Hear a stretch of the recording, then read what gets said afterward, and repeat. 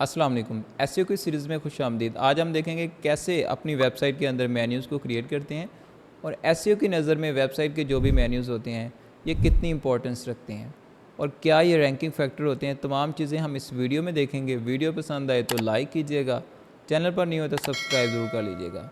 सबसे पहले हम ये जान लेते हैं कि वेबसाइट के मेन्यूज़ होते क्या हैं। आप अपनी वेबसाइट के डिफरेंट इंपॉर्टेंट सेक्शंस को या आप अपने डिफरेंट इंपॉर्टेंट पेजेस को जो आपकी वेबसाइट के हैं आप उसे हेडर में लिंक कर देते हैं। आप उन्हें तमाम यूज़र को दिखाना चाहते हैं।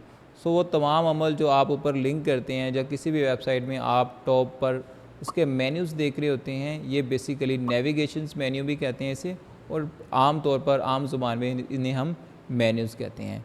अगर हम बात करें एसईओ में ये क्या इंपॉर्टेंस रखते हैं तो इसकी बहुत ही ज़्यादा इंपॉर्टेंस है। ये आपकी वेबसाइट के स्टाइल स्ट्रक्चर को भी क्रिएट करते हैं, इसके साथ साथ यूज़र नेविगेशंस को भी क्रिएट करते हैं कि यूज़र आपके कौन से इंपॉर्टेंट पेज तक कैसे रसाई हासिल कर सकता है। मतलब आप अपनी वेबसाइट के जो इंपॉर्टेंट पेजेस हैं वो हेडर के अंदर लिंक कर देते हैं ताकि तमाम यूज़र को दिखाई दे।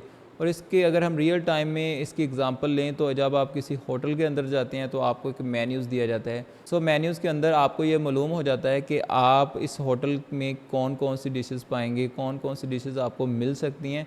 सो इसी तरीके से आपकी वेबसाइट के अंदर मेन्यूज़ होते हैं जो आपकी वेबसाइट के यूज़र को बताते हैं कि आपकी वेबसाइट के अंदर क्या क्या चीज़ें उससे मिलने वाली हैं। सो 6 ऐसे फैक्टर हैं जिन्हें ज़रूर जान लेना चाहिए किसी भी वेबसाइट के मेन्यूज़ को क्रिएट करने से पहले।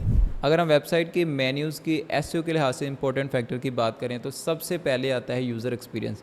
अगर आपकी वेबसाइट के मेन्यूज़ ईजी और क्लियर एंड अंडरस्टैंडेबल है, जिसे हर यूज़र आसानी से फाइंड आउट कर रहा है, अंडरस्टैंड कर रहा है, आपके इंपॉर्टेंट पेजेस तक आसानी से पहुंच रहा है, मतलब आपने बहुत ही खूबसूरत सा इजी टू अंडरस्टैंड एक मेन्यूज़ क्रिएट किया है जिसे तमाम यूज़र को आसानी से उसे देख के आपके इंपॉर्टेंट पेजेस तक एक्सेस हासिल कर रहे हैं।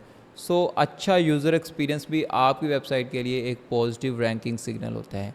इसके बाद में सेकंड जो फैक्टर है वो है साइज structure. Basically menus tell the search engine the hierarchy of your websites. मतलब ऐसे पेजेस, ऐसे इंपॉर्टेंट पेजेस जो आप अपने मेन्यूज़ के अंदर इंक्लूड करते हैं, ये बेसिकली फ़र्स्ट प्रायोरिटी पे होते हैं। ऐसे उन पेजेस से अगर हम कंपेयर करें जो मेन्यूज़ के अंदर नहीं होते, सो इनको प्रायोरिटी ज़्यादा दी जाती है जो मेन्यूज़ के अंदर होते हैं। इससे आपकी वेबसाइट का स्टाइल स्ट्रक्चर क्रिएट होता है। सर्च इंजन को पता चलता है कि आपकी वेबसाइट के अंदर कौन से इंपॉर्टेंट पेजेस हैं। थर्ड फैक्टर है इंटरनल लिंकिंग। जैसे आप अपनी वेबसाइट के अंदर मेन्यूज़ को क्रिएट करते हैं, सो ऑटोमेटिकली आपके इंपॉर्टेंट पेजेस के साथ ये इंटरनल लिंक को क्रिएट कर देता है। इंटरनल लिंकिंग एसईओ के लिए बहुत ज़रूरी होती है, जो किसी भी यूज़र या सर्च इंजन को हेल्प करती है आपके कंटेंट को समझने में। इसके बाद में फोर्थ फैक्टर है कीवर्ड ऑप्टिमाइजेशन। आप जो भी नीचे, जैसे हमारी वेबसाइट के अंदर हम thesolarkey.com हमने डोमेन को परचेज़ किया, इसमें हम सोलर सिस्टम या सोलर एनर्जी के बारे में बात करने वाले हैं। सो हम इसमें क्या करेंगे, हम जितने भी जैसे सोलर इंस्टॉलेशन है, सोलर पैनल्स है, इस तरह के डिफरेंट कीवर्ड इस्तेमाल करेंगे जो कि कीवर्ड अब बहुत ही अच्छे और हाई कंपेटिटिव कीवर्ड भी होंगे, लेकिन हम जब उसे एज अ कैटेगरी इस्तेमाल करेंगे, उसमें डिफरेंट हम इन्फॉर्मेशंस देंगे तो वो कीवर्ड भी हमारे ट्रैफिक लेके आएंगे इंशाल्लाह ताला। सो इस तरीके से हम मेन्यूज़ के ज़रिए कीवर्ड ऑप्टिमाइजेशंस भी कर सकते हैं। हम उस कैटेगरी के अंदर उस तरह के उस कैटेगरी में मज़ीद जो इन्फॉर्मेशंस होगी, इन डीप इन्फॉर्मेशन जो हम उसमें इंक्लूड करेंगे। सो इस तरीके से आप मेन्यूज़ के ज़रिए कीवर्ड ऑप्टिमाइजेशन भी कर सकते हैं। फिफ्थ फैक्टर है क्राउलेबिलिटी। डिफरेंट सर्च बोर्ड आपकी वेबसाइट के मेन्यूज़ लिंक को यूज़ करते हुए आपकी वेबसाइट को क्राउल करते हैं। अगर आपने अपने मेन्यूज़ को सही तरीके से स्ट्रक्चर किया होगा तो आपके हर इंपॉर्टेंट पेजेस तक सर्च बोर्ड को पहुंचने में कोई भी मुश्किल दरपेश नहीं होगी। सो आपके important pages again and again crawl होते रहेंगे, जो कि एक पॉजिटिव सिग्नल होगा आपकी वेबसाइट के रैंकिंग फैक्टर में। इसके बाद में सिक्स फैक्टर है रिस्पॉन्सिवनेस। आपका मेन्यू, जो भी आपने वेबसाइट का मेन्यू क्रिएट किया है, ये मोबाइल फ्रेंडली होना चाहिए, यूज़र फ्रेंडली और मोबाइल फ्रेंडली होना चाहिए, जिससे मोबाइल डिवाइसेस पर आपका मेन्यू सही तरीके से डिस्प्ले होगा। और अगर आपके मोबाइल मेन्यूज़ मोबाइल पे सही तरीके से डिस्प्ले नहीं होगा तो आप बहुत ज़्यादा ट्रैफिक का लॉस करेंगे, क्योंकि आजकल मोस्टली जो ट्रैफिक आपको मिलती है वो ज़्यादा मोबाइल से मिलती है। सो आपको इन तमाम फैक्टर को अच्छे तरीके से मद्देनज़र भी रखना है। इसके साथ साथ अब हम वेबसाइट के अंदर मेन्यूज़ को क्रिएट करेंगे और बताएंगे कि कैसे आप अपने वेबसाइट के अंदर मेन्यूज़ को आप क्रिएट कर सकते हैं। आपको ये वीडियो पसंद आए तो आपने वीडियो को ज़रूर लाइक करना है, 100% आपने इस वीडियो को लाइक भी करना है। चैनल पर नहीं हो तो सब्सक्राइब कीजिएगा। सो चलिए देखते हैं कैसे हम प्रैक्टिकली मेन्यू को क्रिएट करते हैं। अब हम अपनी वेबसाइट dasolokit.com के अंदर मेन्यूज़ को क्रिएट करेंगे। सो आपने डैशबोर्ड को ओपन करना है। डैशबोर्ड को ओपन करने के बाद में यहाँ पे अपीयरेंस के ऑप्शन के मेन्यूज़ के ऑप्शन के अंदर चले जाना। इसको ओपन करने के बाद में यहाँ पे देखें कोई मेन्यूज़ क्रिएट नहीं है। सो यहाँ पे आपने लिख लें primary menu and create menu पे क्लिक करें। जी यहाँ पे देखें प्राइमरी मेन्यू क्रिएट हो चुका है।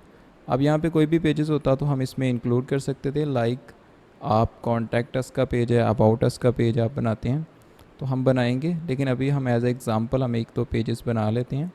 ऐड न्यू पेजेस पे जाएं डायरेक्टली। यहाँ पे मैं लिख लेता हूँ कॉन्टैक्ट अस, ठीक है। पब्लिश पे क्लिक करें, पब्लिश, वापस आ जाएं। इसी तरीके से अपीयरेंस के अंदर मेन्यूज़ पे जाएं। जहाँ पे देखें जी अब कॉन्टैक्ट अस का पेज आ चुका है। सो मैं इसको मेन्यू के अंदर शामिल करता हूँ। इसके बाद में यहाँ पे पोस्टों को शामिल कर सकते हैं, आप कोई भी करना चाहें, ठीक है। अगर आपकी पोस्टें हैं यहाँ पे पड़ी हुई होंगी। इसके बाद में यहाँ पे आप होम पेज को इंक्लूड कर सकते हैं। यहाँ पे आपने लिंक डालना होता है, जैसे लाइक ये लिंक है, यूआरएल डाल दें। यहाँ पे आप लिख दें होम, ऐड टू मेन्यू पे क्लिक करें। जी देखें आप इसको ऊपर ले जाएं या फर्स्ट पे डिस्प्ले हो। इसके बाद में जो जो कैटेगरीज अगर आप तमाम को इंक्लूड करना चाहते हैं तो सेलेक्ट ऑल पे क्लिक करें और ऐड टू मेन्यू तमाम शामिल हो जाएंगी। लेकिन अगर आप इसमें कुछ यहाँ पे देखें ब्लॉग्स वगैरह में डिस्प्ले करना चाहते हैं या आप ये तमाम ब्लॉग्स के अंदर डिस्प्ले करना चाहते हैं तो आप ऐड टू मेन्यूज़ पे जाएं, ऐसे क्लिक करें, ये तमाम यहाँ पे देखें इंक्लूड होगी। अब अगर हम इसको ऐसे ही सेव करते हैं, यहाँ पे हेडर्स पे यहाँ पे आप सेलेक्ट कर लें डिस्प्ले लोकेशंस, सेव मेन्यूज़ पे जाएं। हम अपने solarkey.com के अंदर इसे रिफ़्रेश करते हैं। जी यहाँ पे देखो कुछ इस तरीके से बन चुका है। ये बहुत ज़्यादा मेन्यूज़ यहाँ पे क्रिएट हो चुके हैं। तो इस तरीके से अब हम इसको ये तमाम ब्लॉग्स की यहाँ पे कैटेगरीज हैं। सो हम इसे ब्लॉग्स के अंदर इसे सब मेन्यू बनाना चाहें तो कैसे बना सकते हैं। आपने आने इधर यहाँ पे ब्लॉग्स के अंदर आपने यहाँ पे केस स्टडीज़ को ऐसे सब मेन्यू बना देना है। यहाँ पे देखें तमाम इस तरीके से हम सब मेन्यू बना सकते हैं अपनी वेबसाइट के अंदर। सो यहाँ पे आप देख सकते हैं, ठीक है। यहाँ पे देखें, यहाँ पे आप सेव मेन्यू पे क्लिक करें। अभी हम आके अपनी वेबसाइट को रिफ़्रेश करते हैं। सो यहाँ पे आप देख सकते हैं कॉन्टैक्ट अस और ब्लॉग के अंदर ये तमाम चीज़ें आनी हैं। सो ब्लॉग को आप ऐसा करें, इसी ब्लॉग को उठाएं और आप इधर ले जाएं, सब मेन्यू नहीं, यहाँ पे देखें इस तरीके से, और बाद में कॉन्टैक्ट अस आए। जी अब हम इस रिफ़्रेश करते हैं। सो यहाँ पे देखें ब्लॉग्स के अंदर ये तमाम चीज़ें आ चुकी हैं। इसके अलावा कुछ और सेटिंग देखना चाहते हैं तो आप आ जाएं यहाँ पे अपीयरेंस के कस्टमाइज़ के अंदर, अपीयरेंस के अंदर कस्टमाइज़ के अंदर आ जाएं। यहाँ पे आपको हेडर का सेक्शन मिलेगा। सो आप यहाँ पे देखें किस तरह का हेडर चाहते हैं। यह मैक्टब थीम के अंदर है, आप इस तरह का हेडर चाहते हैं तो आपको इस तरह का हेडर मिल जाएगा। इसके अलावा क्लासिक आपको जो ऑलरेडी था, इसके अलावा एडवर्टाइजिंग एरिया भी आपको चाहिए तो साथ वो भी मिल सकता है, ठीक है। इस तरीके से ये अगर हेडर आप चाहते हैं तो आप इस हेडर को भी लगा सकते हैं और यहाँ पे पब्लिश पे क्लिक करें। इसके बाद में यहाँ पे इनेबल स्टिकी हेडर, मतलब आप जैसे आप स्क्रॉल करें ऊपर यहाँ पे रहे। इसके बाद में इनेबल शेयर बटन, यहाँ पे शेयर बटन भी अगर आप साथ इनेबल करना चाहें हेडर पे तो उसे भी लगा सकते हैं। इसे हाइड भी कर सकते हैं, यहाँ पे देखें हाइड कर दिए। यहाँ पे स्क्रॉल के लिए आप वो ये मतलब मेन्यूज़ को स्क्रॉल के लिए अगर ये देखें इस तरीके से ये भी लगा सकते हैं। इसके बाद में यहाँ पे लोगो वगैरह के रिलेटेड है, लोगो किस टाइप का हो, इमेज होगी, टेक्स्ट होगी, वो आप यहाँ से इसको मैनेज कर सकते हैं। मतलब ये आपके हेडर को यहाँ पे मैंने पब्लिश पे क्लिक करें। सो यहाँ पे देखें कुछ इस तरीके से आ गया। ये देखें ये मेन्यू और ये आपकी साइट टाइटल। सो इस तरीके से आज हमने यहाँ पे भी सर्च के हवाले से भी आपको एक ऑप्शन मिलता है, आप इसे हाइड भी कर सकते हैं। ये देखें इनेबल प्री लोडर, इसको भी ऑन रहने दें। Enable search button on main menu, यहाँ से आप इसे हाइड भी कर सकते हैं। यहाँ पे ऑन है, आप इसे ऑफ भी कर सकते हैं। इस तरीके से हमने देखा कि कैसे हम अपने मेन्यूज़ को क्रिएट करते हैं। अब हम क्या करेंगे, अपनी वेबसाइट के अंदर जो ऑटोमेटिकली पोस्ट हुई थी हम उनको डिलीट भी कर देते हैं। यहाँ पे देखें पब्लिश, ये तमाम पब्लिश हैं।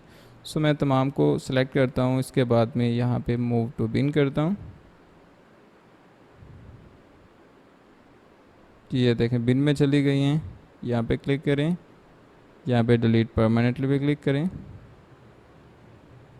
जी, तो आपने देखा कि कैसे हम अपनी वेबसाइट के अंदर मेन्यूज़ को क्रिएट कर सकते हैं, वो भी बहुत आसान तरीके से, जो आपको इस वीडियो में दिखाया गया। इसके साथ साथ आपको फैक्टर भी बताए गए कि कौन कौन से फैक्टर हैं एसईओ के लिहाज से, ये क्यों इंपॉर्टेंस है। सो आपने इसको मद्देनज़र रखकर अपनी कोई भी नीच है जिसमें आप काम कर रहे हैं तो उस तरह के मेन्यूज़ को क्रिएट करें, ऊपर कैटेगरीज़ को इंक्लूड करें। अब हम नेक्स्ट जो अपने वीडियो में देखेंगे कैसे कीवर्ड रिसर्च करके इसी मेन्यूज़ को जो हमने बनाया इसमें कैसे आर्टिकल डालेंगे, इसके जो रिलेटेड आर्टिकल होंगे वो इसमें शामिल करेंगे। सो मिलते हैं नेक्स्ट वीडियो में। अगर आपने इस वीडियो को लाइक नहीं किया तो मैं फिर कह रहा हूँ कि वीडियो को लाइक ज़रूर कीजिएगा और दूसरों के साथ शेयर ज़रूर करें। सो मिलते हैं नेक्स्ट वीडियो में, तब तक आप मुझे इजाज़त दें, अपना ख्याल रखें। अल्लाह हाफिज़।